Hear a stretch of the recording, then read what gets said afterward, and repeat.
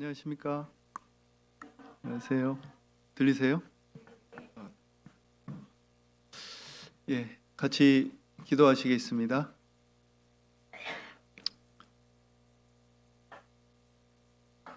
살아서 역사하시는 아버지 하나님 감사드립니다. 주일 아침 소중한 성도님들 이렇게 한자리 모였습니다.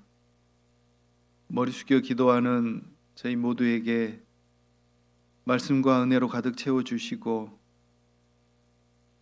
새 힘을 주시고 때론 책망하셔서 마지막 시대를 살아가는 그리스도인으로서 합당한 모습으로 살아갈 수 있도록 도와주시옵소서.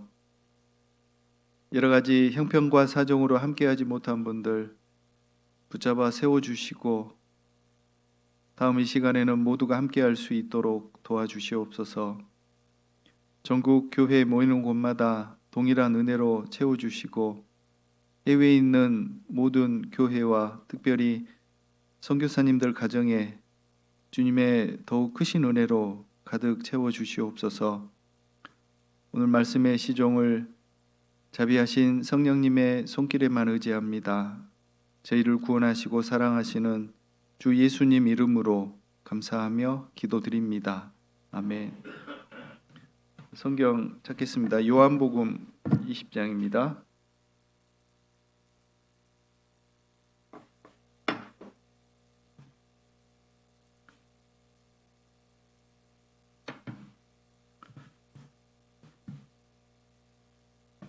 요한복음 20장 19절 찾겠습니다.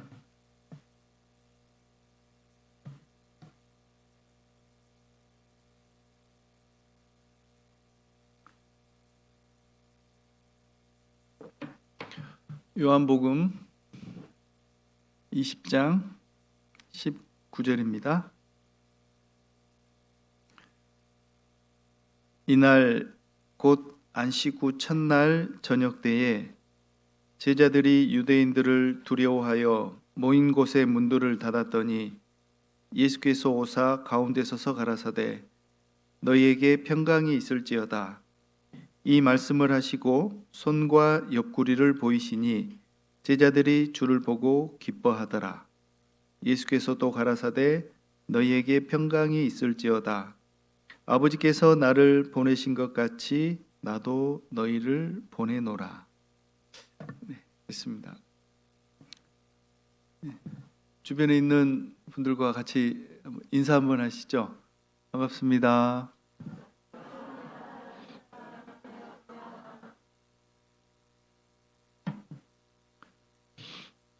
네, 저는 울산 북부교회에서 교제하고 있는 박상원 형제입니다. 울산 북부는 여기 계셨던 오상훈 목사님이 계셨던 곳으로 잘 알고 계시죠? 네, 가깝습니다. 아침에 1시간은 걸리지 않게 달려왔는데요. 그 전에는 제가 경상북도 상주에 있었습니다. 그래서 상주에 있다가 지금 울산 온 지 얼마 안 돼서요. 열심히 적응 중에 있습니다. 그래서 울산 가까운 지역이니까요. 또 담임 목사님이 올해 저희 울산 북부 대전도 집회가 한번 잡혀 있더라고요. 또 기회가 되시면 한번 오시기 바랍니다. 자, 오늘은 예수님께서 부활하신 이후 처음으로 제자들에게 나타나신 그 장면을 기록한 말씀을 본문으로 삼았습니다. 자, 다시 한번 읽겠습니다. 요한복음 20장 19절 이날 곧 안식 후 첫날 저녁 때에 제자들이 유대인들을 두려워하여 모인 곳의 문들을 닫았더니 예수께서 오사 가운데 서서 가라사대 너희에게 평강이 있을지어다. 이 말씀을 하시고 손과 옆구리를 보이시니 제자들이 주를 보고 기뻐하더라. 예수께서 또 가라사대 너희에게 평강이 있을지어다. 아버지께서 나를 보내신 것 같이 나도 너희를 보내노라.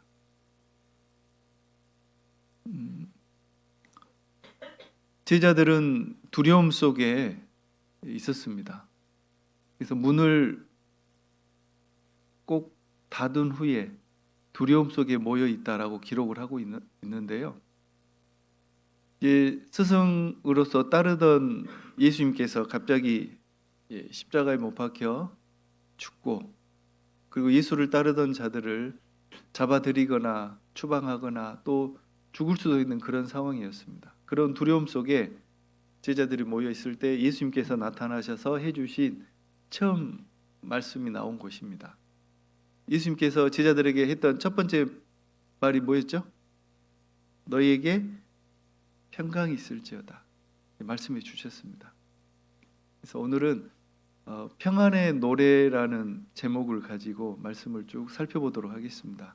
오늘 찾는 말씀 구절들이 찬양으로 많이 이렇게 불리워지는 많은 곡들이 있는데요.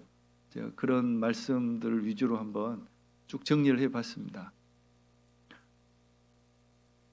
두려움 속에 있는 제자들에게 예수님께서 갑자기 나타나셨습니다. 제자들은 예수님을 따르면서 어떤 세상적인 욕망도 가지고 있었죠. 분위기가 처음에 굉장히 좋았습니다. 그래서 예수님을 왕으로 삼으려는 그런 움직임이 있었죠. 그래서 마음속에 소망을 품었습니다. 잘만 하면, 예수님이 왕이 되면 나도 무슨 한 자리는 할 수 있겠다. 그런 꿈을 가진, 야망을 가진 제자들도 있었습니다. 그런데 분위기가 반전이 되더니 예수님이 잡히고 처형을 당했습니다. 그리고 따르던 자들을 잡아들이는 그런 아주 혼란스러운 복잡한 상황이 되어버렸습니다. 그래서 제자들은 어찌 보면 대책 회의도 세워야 되고요. 우리 이제 어떻게 할꼬 하는 그런 상황입니다. 문을 닫은 후에 사실 고민하고 근심하고 있었던 순간이죠.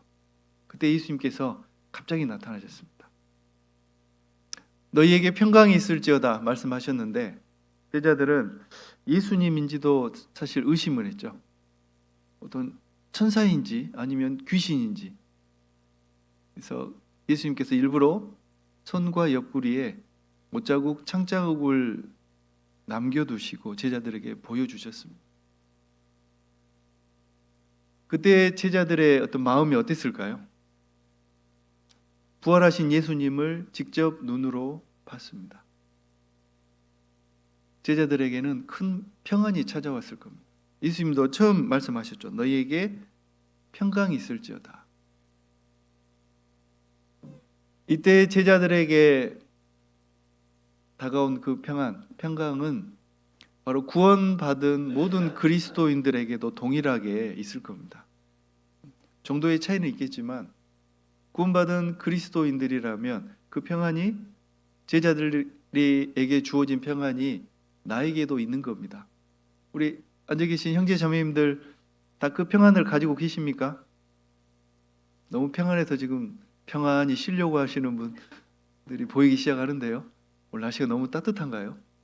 히터 있으면 꺼도 좋을 것 같은데 땀이 슬쩍 나려고 너무 평안한 모습으로 눈을 감고 계셔서 주제를 바꿀까? 예. 구원받은 그리스도인들에게는 주님이 주신 평안이 있는 겁니다. 이 땅에 살아가는 동안 주님 앞에 갈 때까지 그 평안을 잘 우리가 간직하고 유지하고 살아가야 되는 겁니다. 이스라엘 사람들이 지금도 사용하는 보편적인 인사말이 있는데요. 뭔지 아셔요? 좀 발음을 잘해야 되죠? 우리말 성경에는 살롬 이렇게 되어 있습니다. 보통 우리가 샬롬 그러는데요. 그게 우리말로 하면 안녕하세요 그런 뜻입니다. 방금 읽었던 것처럼 평안하십니까? 라는 그런 인사말인데요. 그 샬롬이라는 표현이 우리말 성경에 처음 나온 부분이 사사기에 있습니다. 찾아보겠습니다. 구약 성경 사사기 6장을 보겠습니다.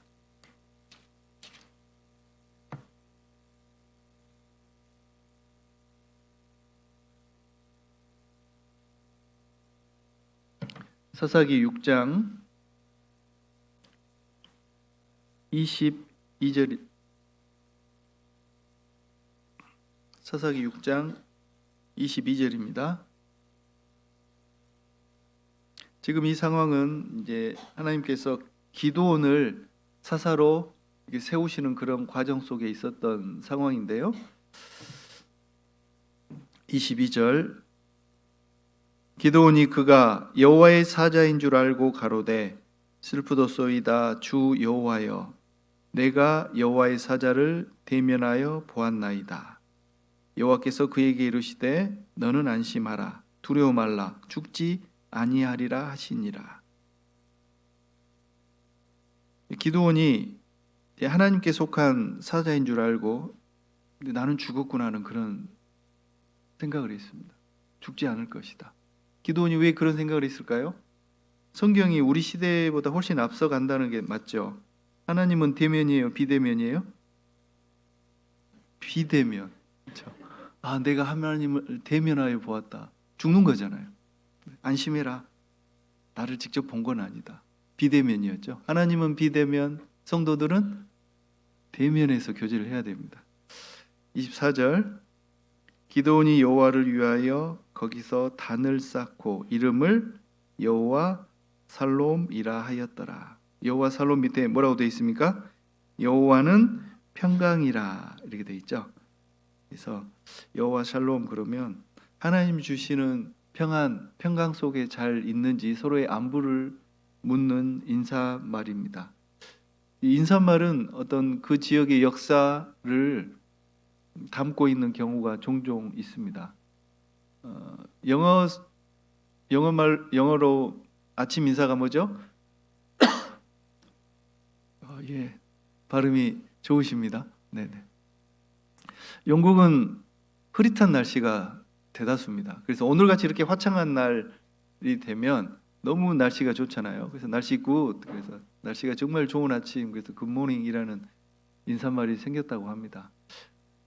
우리나라 인사말도요, 좀 특이한 인사가 사실 생각해 보면 있습니다. 어르신들 지금도 사용하실 거예요. 인사를 이렇게 하죠. 식사하셨어요? 네. 왜 인사가 밥 먹었냐고 물어볼까요? 옛날에 못 먹고 살았잖아요. 밥은 먹고 사는지. 그게 우리 민족의 인사말이 됐습니다. 청년인데요. 할머니, 할아버지 밑에 자란 청년들은 지금도 저에게 목사님 식사하셨습니까? 그래서 그걸 왜 물어봐? 제가 밥 사주려고 그러는데요. 그 인사말이 참 생각해보면 특이한 겁니다. 또 어른들 밤새 안녕하시냐고 밤새 무사했는지 죽지 않고 살았는지 묻는 거죠. 어디 잡혀가거나 예전에 그런 일이 많았잖아요. 갑자기 죽는 돌연사가 있었기 때문에 밤새 무사했는지 서로의 안부를 묻는 겁니다. 정말 오지 지역에 특별한 인사가 있는 것을 제가 읽어본 적이 있는데요. 그들의 인사법은 어떤 거냐면 저를 보셔야 됩니다. 그들이 어떻게 인사하냐면요. 이렇게 인사합니다. 네. 혀를 길게 내밀고 인사하는 데가 있어요. 서로 해보실 필요는 없겠죠? 예.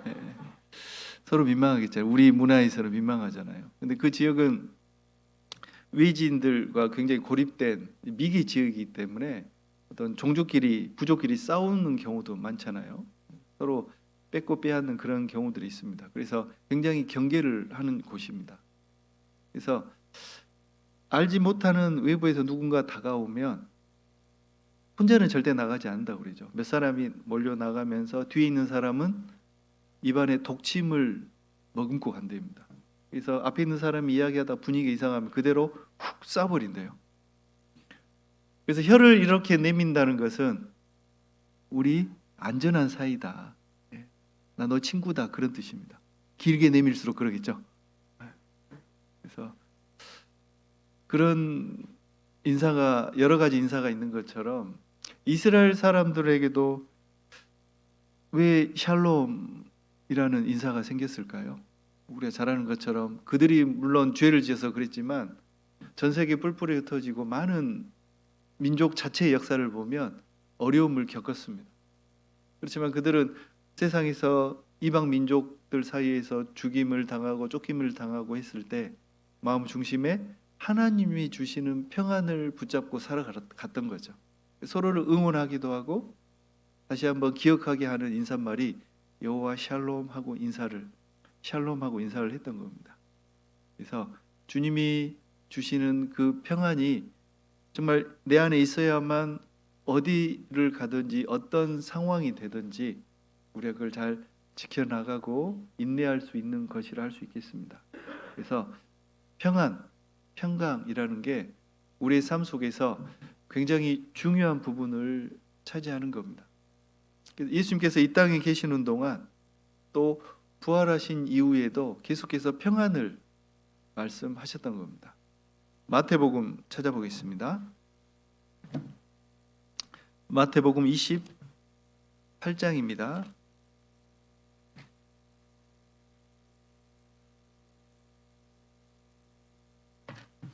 마태복음 28장 1절 보겠습니다.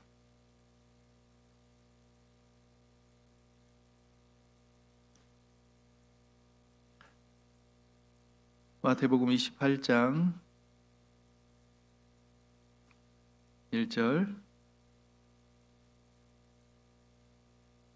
안식일이 다하여 가고 안식 후 첫날이 되려는 미명에 막달라 마리아와 다른 마리아가 무덤을 보려고 왔더니 큰 지진이 나며 주의 천사가 하늘로서 내려와 돌을 굴려내고 그 위에 앉았는데 그 형상이 번개 같고 그 옷은 눈같이 희거늘 수직하던 자들이 저를 무서워하여 떨며 죽은 사람 같이 되었더라.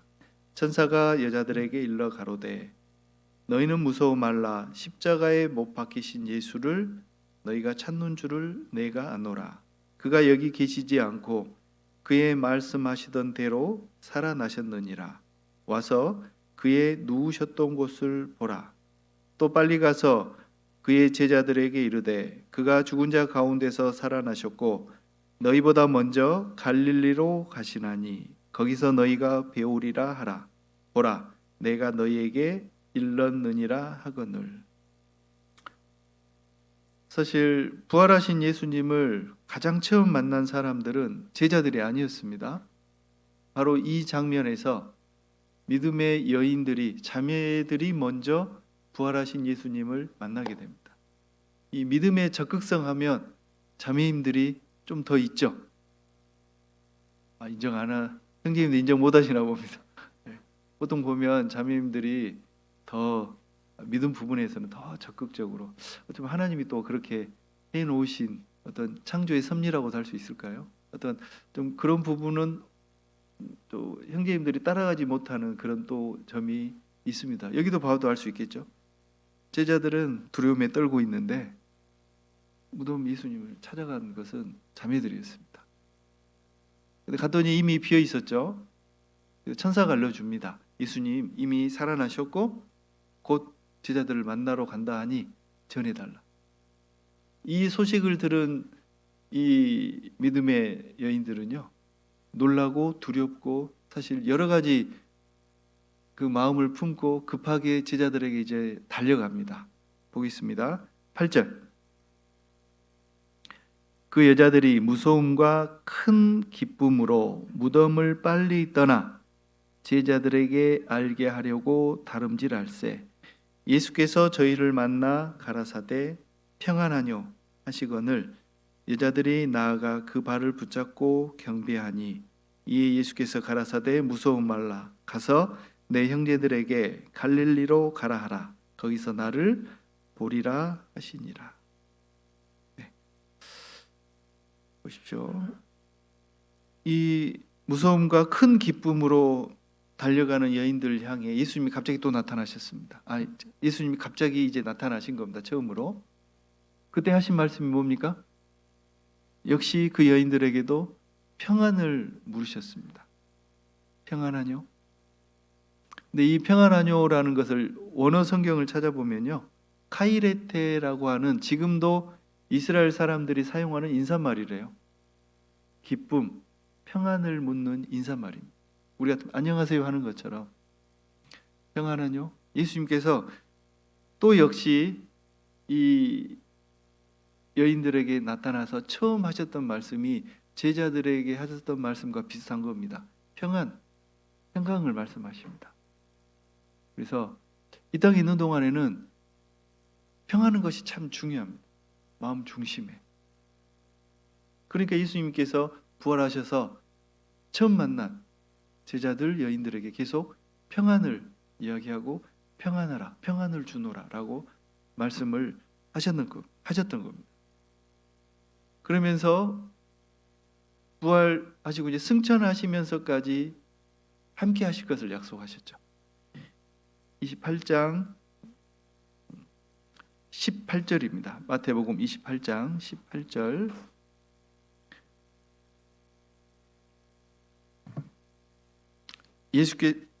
예수께서 나와 일러 가라사대 하늘과 땅의 모든 권세를 내게 주셨으니 그러므로 너희는 가서 모든 족속으로 제자를 삼아 아버지와 아들과 성령의 이름으로 세례를 주고 내가 너희에게 분부한 모든 것을 가르쳐 지키게 하라. 볼지어다 내가 세상 끝날까지 너희와 항상 함께 있으리라 하시니라. 너무나 잘 아는 말씀이죠. 예수님의 약속의 말씀입니다. 내가 너희와 세상 끝날까지 함께 하겠다. 그런데 그 함께 하신다는 약속 속에는요, 항상이라는 말이 포함되어 있습니다. 우리말 성경에 참 잘 적절하게 표현되어 있죠. 너희와 함께 하는데 언제 함께해요? 좋을 때만? 아닙니다. 좋을 때나 좋지 않을 때나 기쁠 때나 슬플 때나 아플 때도 모든 순간 주님은 너희와 항상 함께 있으리라라고 약속을 해 주셨던 겁니다. 주님이 주시는 평안이 있기 때문에 우리가 항상 주님이 늘 나와 함께 하시는구나라는 것을 사실 느낄 수 있는 겁니다. 예수님께서는 십자가에 못 박히기 돌아가시기 전에도 제자들에게 이 평안을 미리 말씀해 주셨습니다. 요한복음 오늘 본문인데요. 요한복음 이번에 14장을 보시죠. 요한복음 14장 25절부터 보겠습니다.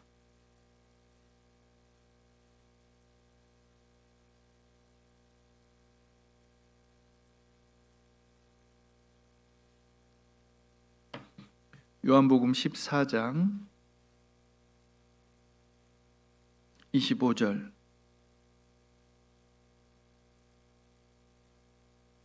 내가 아직 너희와 함께 있어서 이 말을 너희에게 하였거니와 보혜사 곧 아버지께서 내 이름으로 보내실 성령 그가 너희에게 모든 것을 가르치시고 내가 너희에게 말한 모든 것을 생각나게 하시리라. 평안을 너희에게 끼치노니 곧 나의 평안을 너희에게 주노라. 내가 너희에게 주는 것은 세상이 주는 것 같지 아니하니라. 너희는 마음에 근심도 말고 두려워하지도 말라. 이 말씀에도 찬양으로 이렇게 나와 있습니다. 평안을 너희에게 주노라. 그 보혜사 성령께서 오시면 주실 그 평안은 세상이 주는 것과는 근본이 다르다 말씀하십니다. 세상이 줄 수도 없고 세상이 알 수도 없는 그 평안을 주시겠다 약속하셨고 성령이 오신 이후에 우리에게는 구원받은 그리스도인들에게 이 평안이 주어진 겁니다.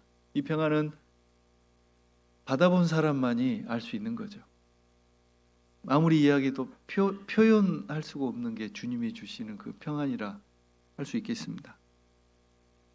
아직 이 평안을 받지 못한 세상 사람들은요, 부흥회 때마다 늘 부르는 그 찬양이 있습니다. 내게 강 같은 평화. 한 30분, 1시간 불러요. 아마 교회 다녀보신 분들 경험하실 겁니다.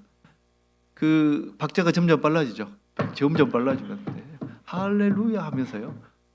보면 그렇게 부르고 나면 뭔가가 있는 것 같죠. 그러나 뭐 며칠 가지도 않죠. 순식간에 사라지는 겁니다. 주님이 주신 평안은 잠깐 있다 없어지는 게 아니에요. 어떤 감정이 아닙니다. 내 안에 내주하시는 하나님, 그렇죠? 늘 항상 함께 하십니다. 그 평안을 얻지 못했기 때문에 세상 사람들은 눈에 보이는 것 또는 어떤 대표적인 물질을 가지고 많이 생기면 평안하다라고 생각합니다. 전도 집회 때 늘 찾는 말씀 중에 하나인 한 부자에 관한 비유를 예수님이 말씀해 주셨는데요. 그 부자가 자기 영혼에게 스스로 하는 말을 우리가 오늘 잘 생각을 했으면 합니다. 누가복음 보겠습니다. 누가복음 12장입니다.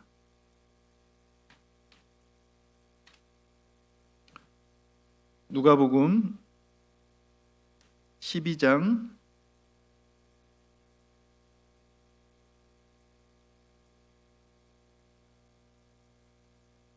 16절 보겠습니다.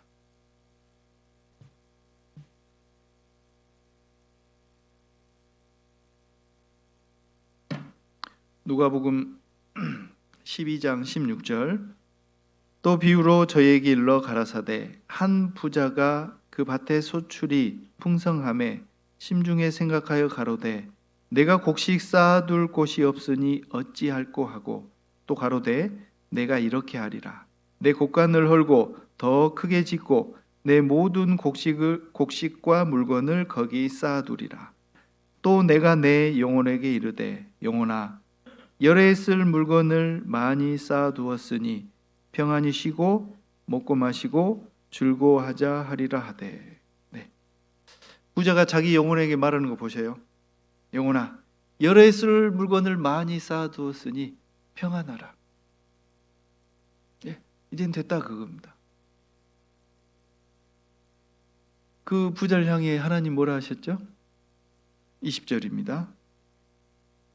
하나님은 이르시되 어리석은 자여 오늘 밤에 내 영혼을 도로 찾으리니 그러면 내 예비한 것이 네 것이 되겠느냐 하셨으니 자기를 위하여 재물을 쌓아두고 하나님께 대하여 부요치 못한 자가 이와 같으리라.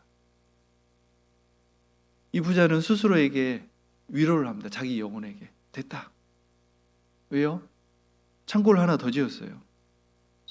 많은 것을 거둬들였기 때문에. 과거엔 농사 짓는 걸로 이렇게 표현하고 있죠. 그득그득 찬 창고를 바라보면서 평안해라. 자기 스스로에게 위로를 합니다. 근데 만약에 다음에 농사가 지어지지 않으면 그 창고는 어때요? 빠른 속도로 비워져갈 겁니다. 텅 빈 창고를 바라보면서 평안할까요? 망했다. 그러지 않겠어요? 내 영혼아 어찌할꼬? 영혼이 어떤 눈에 보이는 걸로 채워지지 않는 겁니다. 하나님을 모르는 부자에 관한 말씀인데요. 그리스도인들도 자칫하면 눈에 보이는 것으로 인해 평안을 얻으려고 할 수도 있다는 겁니다. 그리스도인들은 이런 것으로 평안하라 하면 안 되죠. 시편 보겠습니다. 그리스도인들이 외쳐야 될 평안을 시편에서 한번 찾아보겠습니다. 시편 43편 보겠습니다. 시편 43편 먼저 2절 보겠습니다.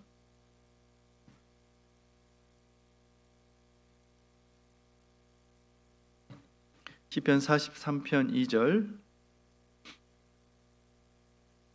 주는 나의 힘이 되신 하나님이시언을 어찌하여 나를 버리셨나이까? 내가 어찌하여 원수의 압제로 인하여 슬프게 다니나이까? 주의 빛과 주의 진리를 보내어 나를 인도하사 주의 성산과 장막에 이르게 하소서.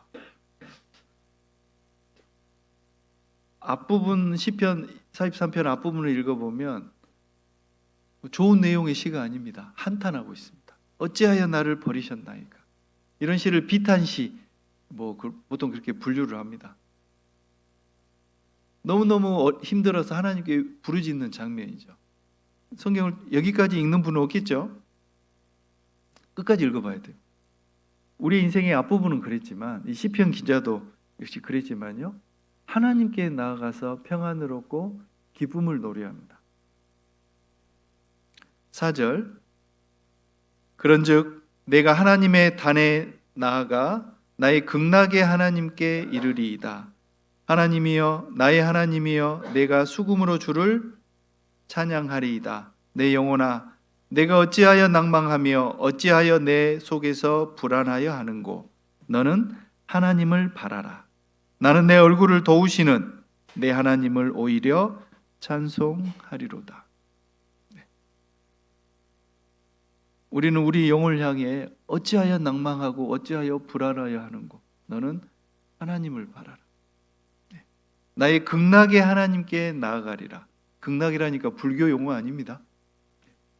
극락, 기쁨의 최고. 뭐 요즘에 끝판왕 그러잖아요.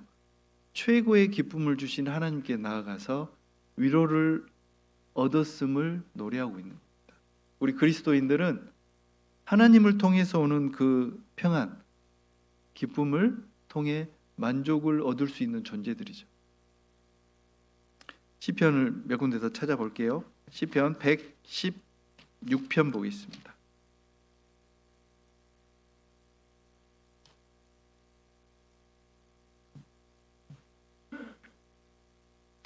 시편 116편 7절 8절입니다.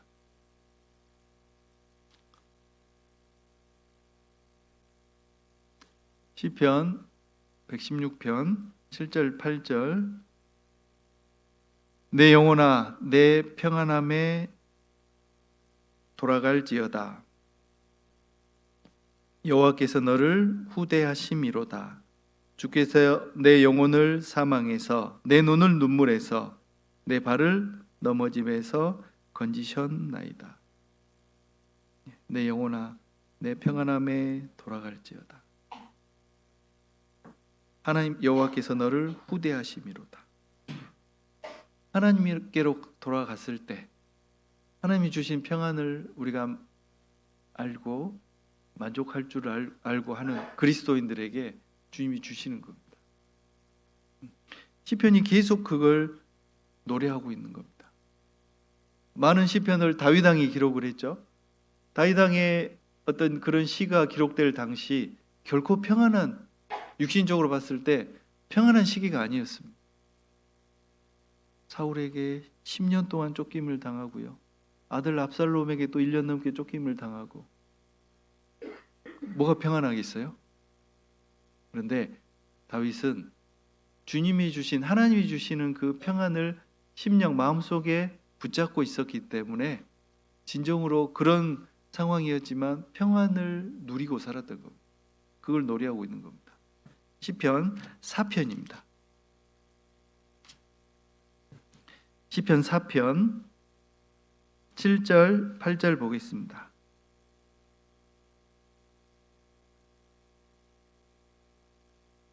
시편 4편 7절 8절 주께서 내 마음에 두신 기쁨은 저희의 곡식과 새 포도주의 풍성할 때보다 더하니이다. 8절 같이 읽겠습니다. 내가 평안히 눕고 자기도 하리니 나를 안전히 거하게 하시는 이는 오직 여호와시니이다. 주께서 내 마음에 두신 기쁨은 저희의 곡식과 새 포도주의 풍성할 때보다 더하니이다. 세상 사람들은 곡식이 풍성하고 새 포도주, 기쁨을 주는 것들이죠. 이게 필요 없다가 아닙니다. 근데 그걸 통해 우리도 얻으면 기쁘죠.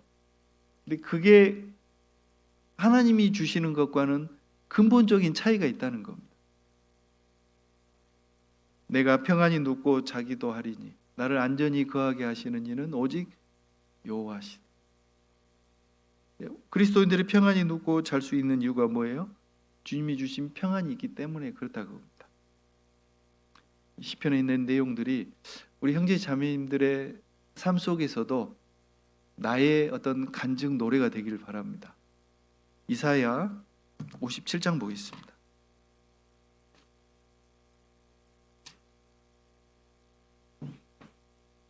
이사야 57장 1절부터 보겠습니다.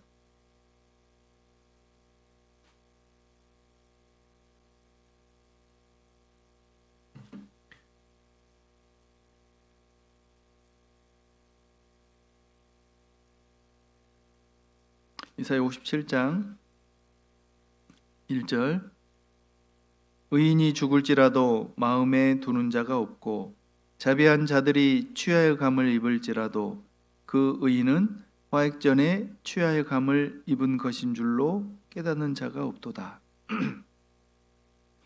그리스도인들이 죽는다고 그래서요, 세상 사람들이 유명한 자들이 와서 위로하거나 그런 경우는 별로 없습니다. 그렇죠? 왜냐하면 세상에서는 이름이 없는 자들이 대다수입니다. 근데 그 다음이 중요하죠. 하나님 앞에 영원한 세계에 갔을 때 그때 진정한 그 사람의 가치가 있는 겁니다. 2절 그는 평안에 들어갔나니 무릇 정로로 행하는 자는 자기들의 침상에서 편히 쉬느니라.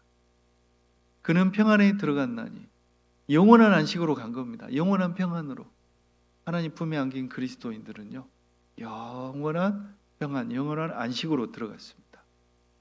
이 땅에 사는 그리스도인들에게도요, 정로로 행하는 자, 올바른 길, 그리스도인다운 길로 걸어가는 자들에게는 그런 자는 자기 침상에서 편히 쉬는, 주님이 주신 평안이 있기 때문에 우리가 평안히 쉬고 먹고 마시고 또 오늘 하루를 시작할 수 있었던 겁니다. 내 마음속에 주님이 주신 평안 잘 살펴보세요. 분명히 우리가 잘 기억하고 간직하고 있어야 됩니다. 그렇다면 이 주님이 주시는 평안을 어떻게 우리가 잘 간직하고 유지하고 살아가야 될까? 잘 아시겠지만 한번 정리해 보겠습니다. 주님이 주신 평안은 사라지지는 않습니다. 그러나 다른 것들로 가리워질 수는 있어요. 마치 태양이 날마다 떠오르는데 그 사이에 구름이 쫙 끼면 어두워지는 것처럼 주님이 주신 평안도요, 다른 것들로 인해 가려질 수 있는 거예요. 그러지 않으려면 어떻게 해야 될까? 살펴보겠습니다. 욥기 찾겠습니다. 욥기 22장 보겠습니다. 욥기 22장 21절부터 보겠습니다. 구약성경 시편 앞에 욥기 22장 21절입니다.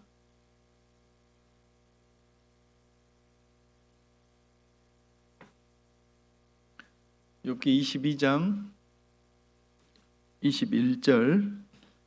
지금 이 상황은 이제 우리가 잘 아는 것처럼 이제 욥이 엄청난 어려움을 겪고 있었잖아요. 세 명의 친구들이 찾아와서 위로를 하고 왔는데 지금 욥을 보니까 너무 비참하거든요. 온몸에 병이 일어나서요. 피부병이 일어나가지고 악창이 일어났죠. 귀화장으로 박박 긁고 있었습니다. 자식들은 죽고 모든 게 다 끝장난 듯한 망한 그런 상황이었죠. 친구들을 보니까 욥이 죄를 지어서 분명히 하나님 징계하신 거다. 돌이키라라고 계속 이야기하고 욥은 아니다. 그게 쭉 이어지는 거죠. 엘리바스라고 하는 친구가 욥에게 한 말인데요. 욥에게는 사실 해당되지 않는 상황입니다. 그렇지만 그걸 읽는 다른 사람들에게는 유익을 주는 말씀이니까 한번 보겠습니다. 22장 21절 너는 하나님과 화목하고 평안하라. 그리하면 복이 내게 임하리라. 청컨대 너는 그 입에서 교훈을 받고 그 말씀을 내 마음에 두라. 내가 만일 전능자에게로 돌아가고 또 내 장막에서 불의를 멀리 버리면 다시 흥하리라. 내 보배를 진토에 버리고 오빌의 금을 강가의 돌에 버리라. 보겠습니다. 몇 가지 걸 이야기했는데 첫 번째 21절에 너는 하나님과 화목하고 평안하라. 하나님과 화목하라 그랬죠. 하나님과 화목이라는 것은요, 화목하려면 하나님과 나 사이에 죄가 없어야 됩니다. 화목 제사를 드렸던 것처럼 하나님과 화목되려면 하나님과 연합된 그런 삶을 살아가는 거죠. 이 히스기야 왕의 삶을 기록한 내용을 보면요, 여호와께 연합한 삶을 살았다라는 표현이 있습니다. 연합이라는 것은 들러붙어서 살아가는 겁니다. 여호와와 하나님과 화목하라. 그러면 우리에게 평안이 주어지는 겁니다. 하나님이 주시는 평안. 하나님과 나 사이에 죄가 없어야 됩니다. 삶 속에서. 두 번째 22절입니다. 그 말씀을 어디에 두라고요? 머리밭에? 침대 곁에 두라 안 했죠? 네, 마음에 두라 그랬습니다. 어떠세요? 마음에 두고 살아가십니까? 벌써 24년 3월입니다. 시간 참 빠르죠? 금방 달려갑니다. 달력 한 장 떼내면요, 그때부터는 돌아보면 한 달 지나 있고 그렇습니다. 성경 읽기 어디까지 하고 계셔요? 3월인데. 해마다 창세기부터 출발합니다. 또는 마태복음부터. 근데 성경 읽기 출애굽을 못하는 분들이 꼭 있더라고요. 무슨 말인지 아세요? 창세기 좋았어요. 재밌죠? 출애굽까지는 좋았습니다. 근데 갑자기 장막을 짓기 시작합니다. 성막을 짓습니다. 그때부터 그래서 마태복음으로 넘어갔습니다. 신약으로. 근데 갑자기 족보가 나옵니다. 성경 출애굽을 못하는 분들 어려운 부분 좀 넘어가시죠. 참 재미라는 게 좀 표현이 그런데요. 이게 술술술 잘 읽어도 뭔지 모르는 부분들이 있잖아요. 좀 거기서 멈추지 말고요. 좀 때론 건너뛰어서. 그래서 요한복음부터 읽으면 좋다 해서 자꾸 그렇게 권유를 하잖아요. 그런데 나도 올해는 읽어보리라. 이사야 성경, 에스겔 성경 붙잡고 아이고 하다가 성경을 멈추는 분들이 있더라고요. 그러시면 안 됩니다. 마음속에 정말 말씀을 늘 붙잡고 살아가셔야 되는데요. 성경만 보면 눈물이 난다는 어르신들이 있어요. 그래서 감동을 받으셨나? 그게 아니죠. 눈물 나서 못 읽겠다고요. 예. 눈이 침침하고 듣기라도 하셔야 됩니다. 듣기라도. 아니면 요즘에 큰 글자 성경도 있고요. 아니면 좀 이렇게 써달라고, 아니면 프린트 해달라고 하셔요. 벽에도 좀 붙여놓으시고. 정말 필요합니다. 그리스도인들이 말씀을 보지 않는다면요, 그 다음 무슨 말을 할 수가 없습니다. 왜냐하면 그냥 속이 텅 비어 있는 거거든요. 신앙적인 대화가 사실 되지 않는 겁니다. 육신적인 이야기만 왔다 갔다 하다 끝날 수 있어요. 말씀이 내 마음에 있어야 됩니다. 그래야만 하나님이 나에게 무엇을 말씀하시는지, 하나님이 나에게 어떻게 교훈하시고 힘을 주시는지 말씀을 통해 해야 되는데요. 다른 것에서 만족과 평안을 얻으려 하는 겁니다. 그러면 잘못하면 부자와 같이 엉뚱한 것에서 평안을 얻으려고 할 수도 있어요. 다음 보겠습니다. 23절. 내가 만일 전능자에게로 돌아가고 또 내 장막에서 불의를 멀리 버리면 다시 흥하리라. 장막, 집입니다. 내 가정을 살피는 겁니다. 내 가정에서 죄를 멀리 버려내야 됩니다. 나의 신앙만 챙기면 되는 게 아니고요, 가족의 삶도 살펴야 될 겁니다. 물론 혼자 신앙생활 하시는 분도 계시겠지만요, 또 많은 분들이 가족 한두 명은 있으시죠? 나 혼자 신앙생활해서 될 일이 아니잖아요. 우리 아이들, 보통 방학 동안에 학생들 전도 집회도 많이 이렇게 합니다. 근데 관심이 없는 어른들이 많아요. 교사들이 알아서 하겠지. 됩니까? 교사들은 일주일에 자리 한두 시간밖에 보지 않는데요. 부모들의, 가족들의 몫입니다. 할아버지 할머니들은 손주도 생각해야 되죠. 저희도요, 3대가 교회에 많이 나옵니다. 젊어요. 저희 울산 북부교회 같은 경우 울산권에서도 제일 젊은 층에 합니다. 그러면요, 교회 다니고 저희 여기보다 훨씬 좁습니다. 와보시면 아는데요, 바글바글합니다. 아가들, 제가 상주에서는 조용한 어르신들 많은 곳에 있었거든요. 적응 중입니다. 이리 가도 아가들, 저리 가도 아가들. 할머니 할아버지들이 많이 봐주셔요. 엄마 아빠들 봉사할 수 있도록. 왜 안 가고 계십니까? 봤더니 유아 관리하고 계시더라고요. 손주들 보고 계셔요. 주일날 뭐 봉사하는 날도요. 믿음을 위해서는 같이 가족들이 함께 협력을 해야 되는 거죠. 내 장막에서 불의를 멀리 버리면 다시 응하리라. 그리고 24절, 내 보배를 진토에 버리고 오빌의 금을 강가의 돌에 버리라 그랬죠. 보배를 그냥 갖다 내 버리래요. 오빌의 금, 오빌은 지명 이름입니다. 오빌이라는 곳에서 나는 금을 최고로 알아줬답니다. 이때 당시. 거기 있는 귀한 것을 강가의 돌에 버리라 합니다. 그러면 뭐 재산을 갖다 사회에 환원해라 아니면 교회에 바쳐라 그 말입니까? 오해하시면 안 됩니다. 내 마음에 하나님보다 귀하게 여기는 것들이 있죠. 혹시 그게 있다면 먼저 그거 내버리라 그겁니다. 형제자매님들 마음속에 가장 귀하게 여기는 게 뭐 하나씩 있죠. 뭘까요? 각자 생각해 보세요. 내가 마음속에 하나님보다 혹시 소중하게 품고 있는 것들 있지 않을까? 있다면 그거 먼저 갖다 내버려야 됩니다. 내 마음속에. 25절, 그리하면 앞에 있는 것들을 하면 여호와와 화목하고 말씀을 내 마음에 두고 나의 장막에서 불의를 버리고 내 마음에서 정말 소중하게 여기는 것이 있다면 그걸 갖다 버리면 25절, 그리하면 전능자가 내 보배가 되시며 내게 귀한 은이 되시리니 이에 내가 전능자를 기뻐하여 하나님께로 얼굴을 들 것이라. 너는 그에게 기도하겠고 그는 들으실 것이며 너의 서원한 것을 내가 갚으리라. 내가 무엇을 경영하면 이루어질 것이요 내 길에 빛이 비추리라. 되죠. 하나님과 화목할 수 있는 어떤 비결이 쭉 나와 있습니다.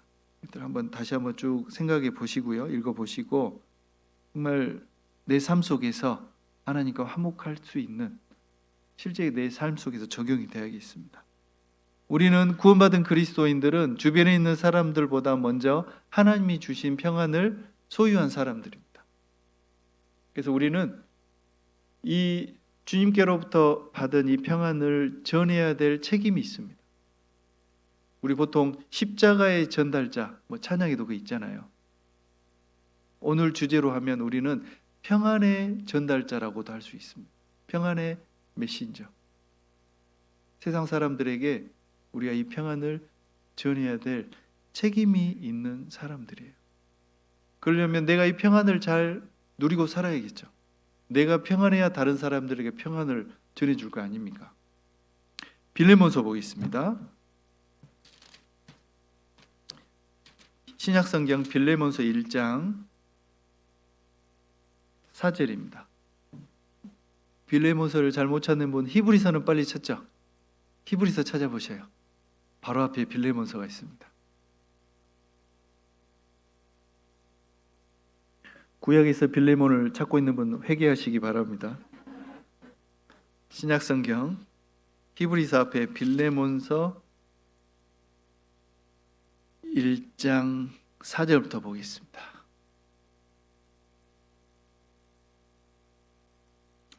빌레몬서 1장 4절, 내가 항상 내 하나님께 감사하고 기도할 때에 너를 말함은 주 예수와 및 모든 성도에 대한 내 사랑과 믿음이 있음을 들음이니 이로써 내 믿음의 교제가 우리 가운데 있는 선을 알게 하고 그리스도께 미치도록 역사하느니라.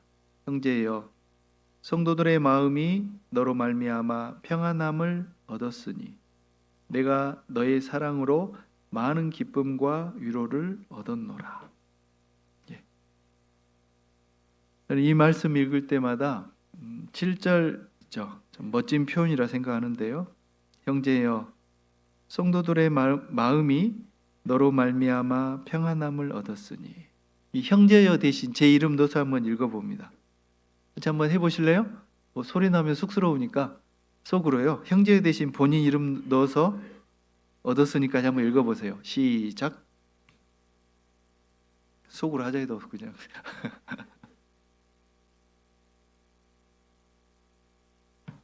어때요? 어울립니까? 어울려요. 아, 예, 참 담대하십니다. 어울릴 수도 있겠죠. 저 읽어서 한번 일부러 한 번씩 읽어봐요. 과연 형제 자매들이 나로 인해서 평안함을 얻을까? 아니면 불편함을 얻지는 않을까? 한번 스스로 생각해 보시죠. 자기 만족에 사시는 분은 그렇지. 나로 말미암아 평안함을 얻어야지 할 수도 있겠죠. 과연 나는 형제 자매들에게 아니면 주변 사람들에게 평안을 끼치는 존재일까? 불편함을 끼치는 존재일까? 우리가 고민해 볼 필요가 있습니다. 우리는 주님이 주신 평안을 전해야 될 책임이 있는 자들입니다. 고린도 후서 5장 보겠습니다.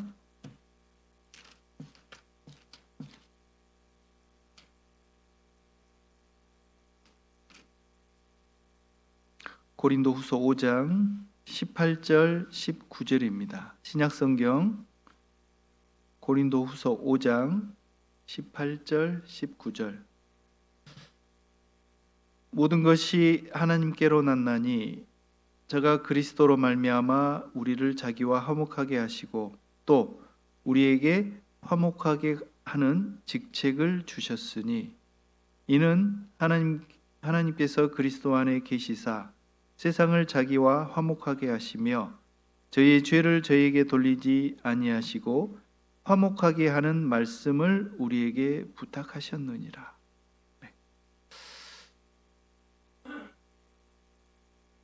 20절도 보겠습니다. 이러므로 우리가 그리스도를 대신하여 사신이 되어 하나님이 우리로 너희를 권면하시는 것 같이 그리스도를 대신하여 간구하노니 너희는 하나님과 화목하라. 네. 보십시오. 계속해서 18절에는 화목하게 하는 직책을 주셨다. 19절에는 화목하게 하는 말씀을 우리에게 부탁하셨다. 그러면서 20절에는 너희는 하나님과 화목하라.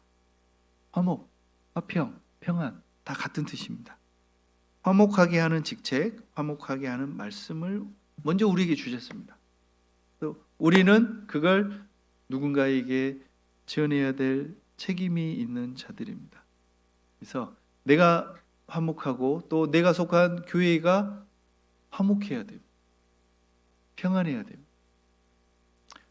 교회의 평안을 위해서 많이 기도하셔야 됩니다. 경주교회를 위해서 누가 많이 기도해야 될까요? 제가요? 설마 저는 저희 교회 하느니라 바쁩니다. 네. 경주교회를 위해서는 경주교회에 속한 성도님들이 같이 기도해야 됩니다. 누가 오든지요 평안을 느낄 수 있는 교회가 되어야 됩니다. 우리 경주 형제자매들 잘 웃어요? 웃고 계십니까? 어느 지역 가면요 웃지 않는 분들이 있어요. 돼지배 때 신방 가잖아요. 배식하면서 아무도 안 웃어요. 잘못 왔나? 네.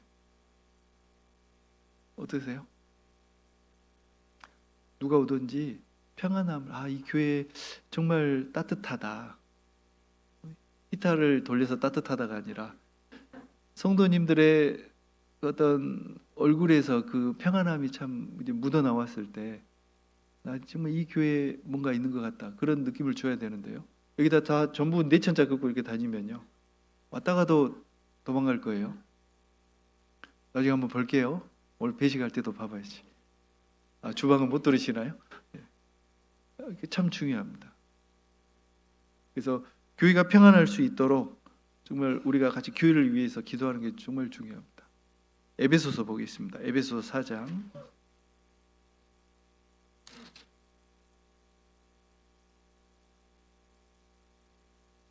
에베소서 4장 2절부터 보겠습니다.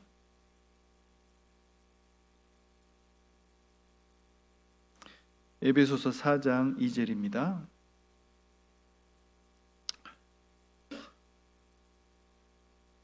모든 겸손과 온유로 하고 오래 참음으로 사랑 가운데서 서로 용납하고 평안에 매는 줄로 성령의 하나 되게 하신 것을 힘써 지키라. 몸이 하나이요 성령이 하나이니 이와 같이 너희가 부르심의 한 소망 안에서 부르심을 입었느니라. 네, 너무나 잘 아는 말씀입니다. 근데 이게 또 평안이 나오죠. 평안에 매는 줄로, 이 줄은 사랑이라는 줄입니다.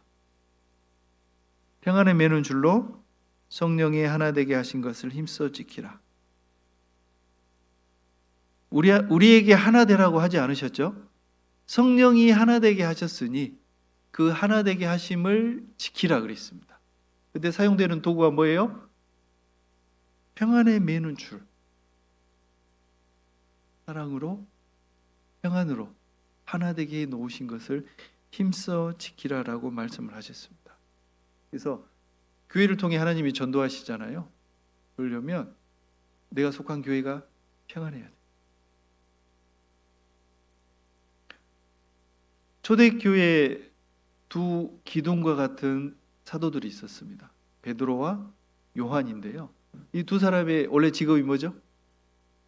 어부죠, 어부. 예수님이 그 두 사람을 제자로 불렀을 때 상황도요, 자기 직업에 충실한 때였습니다. 그런데 베드로를 불렀을 때와 요한을 불렀을 때 그 사람들이, 그 제자들이 하고 있었던 상황이 다른 일을 하고 있었습니다. 베드로는 어부였지만요, 그 중에서도 정말 활발하게 사람을 구원하는, 전도하는 역할을 많이 했었죠. 요한은 교회를 준비하는 역할을 했습니다.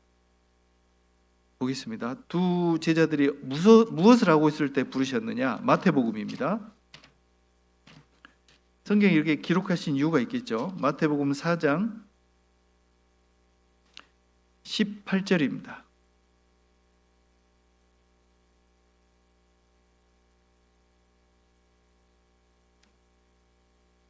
마태복음 4장 18절.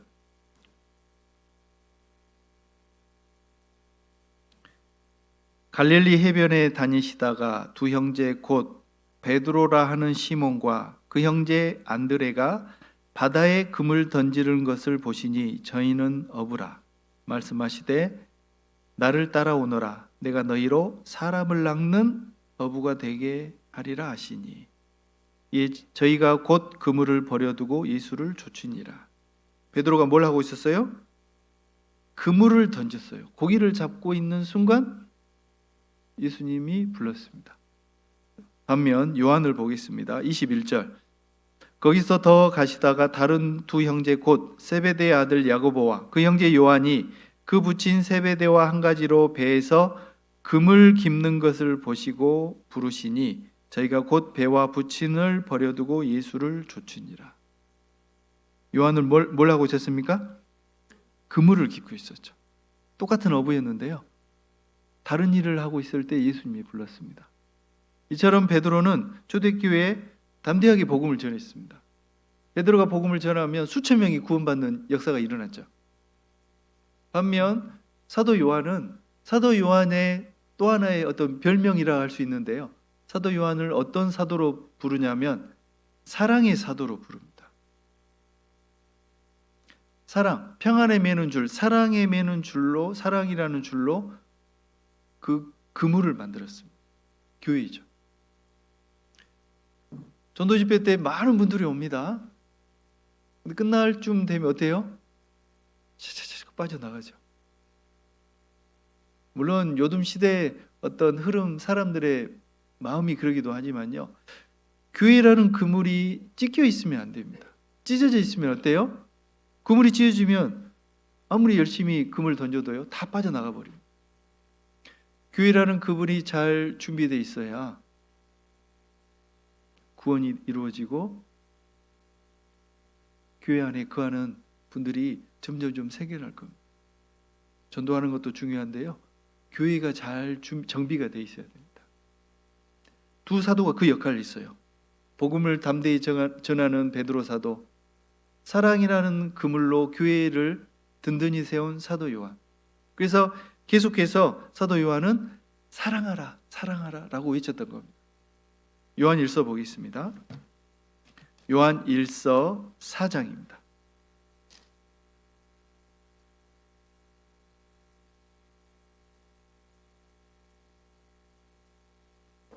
요한 1서 4장 7절 보겠습니다.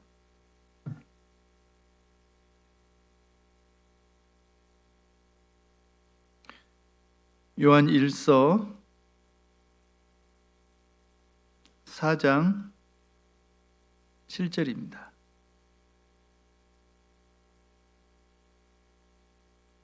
사랑하는 자들아, 우리가 서로 사랑하자. 사랑은 하나님께 속한 것이니 사랑하는 자마다 하나님을 알고 사랑하는 자마다 하나님께로서 나서 하나님을 알고 사랑하지 아니하는 자는 하나님을 알지 못하나니 이는 하나님은 사랑이심이라. 넘어가서 10절입니다. 사랑은 여기 있으니 우리가 하나님을 사랑하는 것이 아니요 오직 하나님이 우리를 사랑하사 우리 죄를 위하여 화목제로 그 아들을 보내셨음이니라. 11절 같이 읽겠습니다.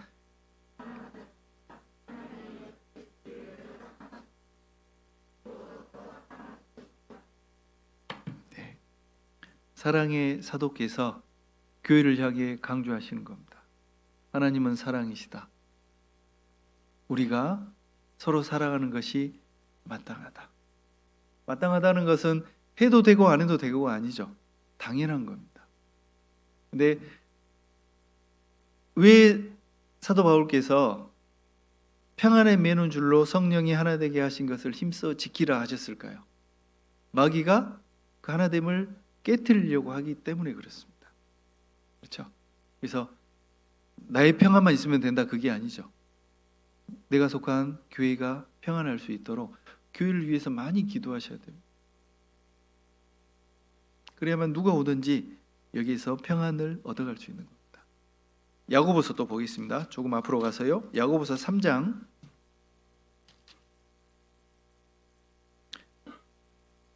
16절입니다.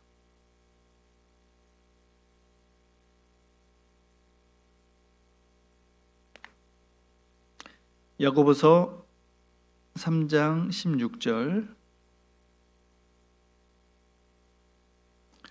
시기와 다툼이 있는 곳에는 요란과 모든 악한 일이 있음이니라. 오직 위로부터 난 지혜는 첫째 성결하고 다음에 화평하고 관용하고 양순하며 긍휼과 선한 열매가 가득하고 편벽과 거짓이 없나니 18절 같이 읽겠습니다. 화평케 하는 자들은 화평으로 심어 의의 열매를 거두느니라. 화평케 하는 자들은 화평으로 심어 의의 열매를 거둔다. 시편 37편에는 화평한 자의 결국은 평안이로다 라는 그런 말씀도 있습니다. 화평, 평안 다 같은 류의 단어죠. 화평케 하는 자들은 화평으로 심어 의의 열매를 거둔다. 내 삶에 열매가 많이 맺히고 싶으면요 화평케 하는 자가 되어야 됩니다. 내가 먼저 화평하고 다른 사람에게 화평을 전할 수 있는, 화평을 끼칠 수 있는 그런 존재가 됐을 때 열매가 많이 맺힌다라고 이렇게 돼 있습니다. 그래서 오늘 평안이라는 주제로 계속 살펴보고 있는데요.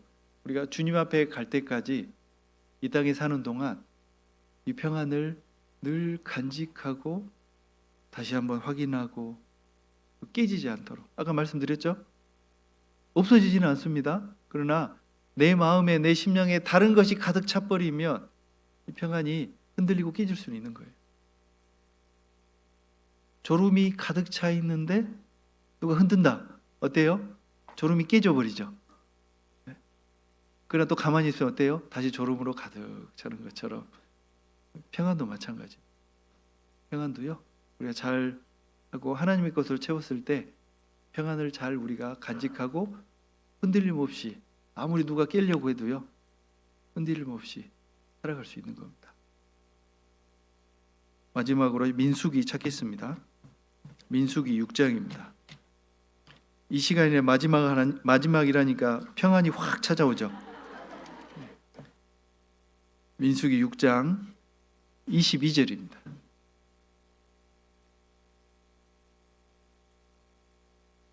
민수기 6장 22절. 조는 분이 있으면 이걸로 30분을 더 할 수도 있어요. 그 말 들으니까 평안이 확 깨지죠. 또 사람이 주는 평안은 금방 왔다가도 사라집니다. 주님이 주신 평안을 누리시기 바랍니다. 지금 찾은 이 말씀은요, 하나님께서 아론과 그 아들 제사장들이죠, 그들을 불러서 백성들을 향해 어떤 축복의 기도를 해야 될지를 알려주시는 겁니다. 근데 그 내용을 보면 축복의 기도 내용이지만 하나님의 마음이 그대로 담겨 있는 겁니다. 한번 보세요. 민수기 6장 22절.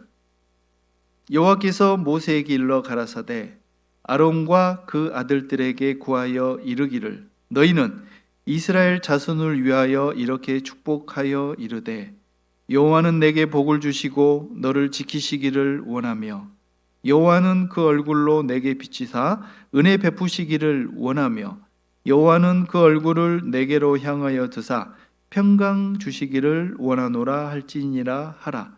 그들은 이같이 내 이름으로 이스라엘 자손에게 축복할지니 내가 그들에게 복을 주리라. 보세요. 24절입니다. 여호와는 다 넘어가서 너를 지키시기를 원하며 25절 여호와는 내게 은혜 베푸시기를 원하며 26절 여호와는 내게 평강 주시기를 원하노라. 이렇게 봐도 교훈이 됩니다. 여호와는 원하십니다. 뭘요? 우리를 지키시기를 원하시고 은혜 베푸시기를 원하시고 평안 주시기를 원하시는 분입니다. 하나님은 원하는데 내가 원하지 않으면요, 내 것이 되지 않겠죠. 아무리 제사장들이 기도하고 누가 기도해 주더라도요, 내가 하나님과 화목하지 않고 내가 하나님과의 평안이 깨져버리면 이건 하나님께로부터 얻을 복을 스스로 발로 차는 겁니다. 그래서 우리가 주님 앞에 갈 때까지 어떤 상황이 되든지 내 안에 평안이 딱 신앙의 심령의 중심을 잡고요 살아갈 수 있다면 어떤 상황이 되든지 주님 앞에 갈 때까지 우리가 평안을 붙잡고 주님 앞에 기쁨으로 주님을 맞이할 수 있을 겁니다. 그래서 우리 경주교회 모든 성도님들 평안하셔요. 네, 기도하겠습니다. 자비하신 아버지 하나님 감사합니다. 저희에게 평안을 끼쳐주시고 또 평안을 약속하시고 또 평안을 허락해 주신 것 너무나 감사를 드립니다. 주님께서 세우신 경주교회를 통해서 하나님의 그 평안이 이 지역에 널리 전해질 수 있도록 교회를 귀하게 사용하여 주시옵소서. 대전도 집회가 계획되어 있습니다. 듣기로 예비된 영혼들 또 간절히 찾는 영혼 더해 주셔서 이번 집회를 통해 많은 영혼이 구원을 얻고 또 함께 신앙생활을 할 수 있도록 도와주시옵소서. 교회가 계획하는 일마다 주 성령께서 앞서 행해 주시고 홀로 영광 받으시길 원합니다. 저희를 구원하시고 사랑하시는 주 예수님 이름으로 감사하며 기도드립니다. 아멘.